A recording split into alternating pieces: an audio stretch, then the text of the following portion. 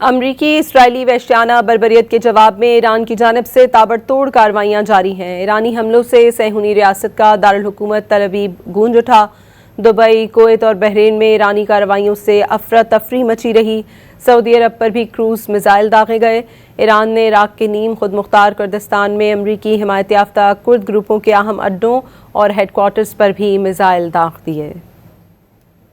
ایران کا آپریشن وعدہ صادق چہارم کے تحت جوابی کارروائیوں کا سلسلہ چھٹے روز میں داخل ہو گیا۔ ایران کی جانب سے گزشتہ رات بھی خطے میں مختلف مقامات پر حملے جاری رہے۔ ایرانی فوج نے گزشتہ شام سے اب تک کویت اور بحرین میں امریکی فوج کے اڈوں کو نشانہ بنانے اور اسرائیل پر 40 سے زائد میزائل داغنے کا دعویٰ کر دیا۔ جاری کردہ ویڈیو میں متعدد میزائل اور ڈرونز کو اہداف کی جانب لانچ ہوتے دیکھا جا سکتا ہے۔